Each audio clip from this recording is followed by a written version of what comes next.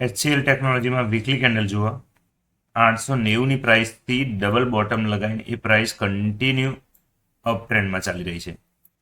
હવે એક આ જુઓ, એક આ રિટ્રેસમેન્ટ, એક આ રિટ્રેસમેન્ટ અને એક આ રિટ્રેસમેન્ટ. મોટી લગભગ બધા રિટ્રેસમેન્ટની પર્સન્ટેજ વાઇઝ સાઇઝ તો એકદમ સરખા જેવી જ દેખાતી હશે. પણ લાસ્ટમાં અહીંયા શું થયું છે કે ઉપરના ભાવે જે હાયર પ્રાઇસ ઉપર બાયરો છે ને એ આ એક રેડ કેન્ડલના લીધે ટ્રેપ થઈ ગયેલા છે. હવે એ વસ્તુને આપણે ડેલી કેન્ડલ પર જુઓ. હવે જેમ કહ્યું એમ વીકલી પર ઉપરની પ્રાઇસ પર બાયરો ટ્રેપ થયા છે, એને આપણે થોડુંક ચેક કરીએ. જુઓ શું ચાલી રહ્યું છે કે એક આ ગ્રીન કેન્ડલથી આ હાઈ તોડવાનો પ્રયત્ન કર્યો, એકદમ સોલિડ બુલિશ ક્લોઝિંગ થયું ઉપરની બાજુ, પણ બીજા દિવસે પ્રાઇસ ફિઝુલ આઉટ. ફરીથી આ જે રેન્જ છે એના એક બુલિશ એંગલ કેન્ડલથી પ્રયત્ન કર્યો ક્રોસ કરવાનો. 2 દિવસમાં આખું જ ફિઝુલ આઉટ. 2 દિવસ તો ફિઝુલ આઉટ તો થઈ ગયું, પણ એના સિવાય એ લાસ્ટ સ્વિંગ જે હતો એને પણ બ્રેકડાઉન કરી આવ્યું આ કેન્ડલ, તમે જોઈ શકશો.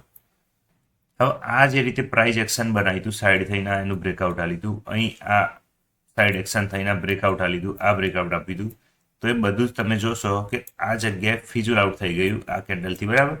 તો અત્યારે શું કર્યું કે આ જે પ્રાઇસ સાઈડ થઈ હતી બ્રેકઆઉટ આપી દીધું, એ જ રીતે ઉપરની બાજુમાં જે પ્રાઇસ સાઈડ થઈ અને બ્રેકડાઉન આપી દીધું, બરાબર. તો હવે અહીં તમે એક વસ્તુ જોઈ શકશો કે આ જગ્યાએ પણ સેમ સીન કરવા જઈ રહ્યું છે. આ પ્રાઇસ એકદમ સાઈડ થઈ ગઈ છે. તો મારું માનવું એમ છે કે જો આ પ્રાઇસ સાઈડ એક્શન થઈ અને એનું જો ઉપરની બાજુમાં જો બ્રેકઆઉટ આપશે તો આ જે બાયરો ટ્રેપ થઈ ગયેલા છે ને એ પોતાની પોઝિશન આ જગ્યાએ ક્લોઝ કરે તો પ્રેશર અહીંયા રહે. તો આ જગ્યાની આજુબાજુ કેવું થાય છે કે કેન્ડલો એકદમ નાની બનશે. જેમ કે આ નાની કેન્ડલ તમને દેખાય છે, એવી કેન્ડલ આ જગ્યાએ બનવાની સંભાવનાઓ થાય. એનું કારણ શું? તો એનું કારણ એ જ કે આ બધા જે બાયરો ટ્રેપ થઈ ગયેલા હોય ને પોતાનો ભાવ આવે ને એટલે પોઝિશનનો ક્લોઝ કરે તો કેન્ડલ એકદમ નાની બને.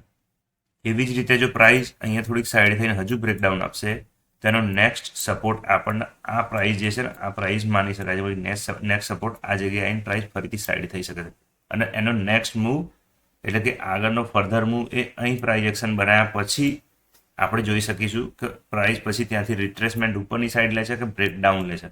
આ વિડીયો મારફતે કોઈને કશું જ બાય સેલ કે હોલ્ડની સલાહ આપવામાં નથી. વિડીયો ફક્ત અને ફક્ત એજ્યુકેશન પર્પઝ માટે જ બનાવવામાં આવેલો છે.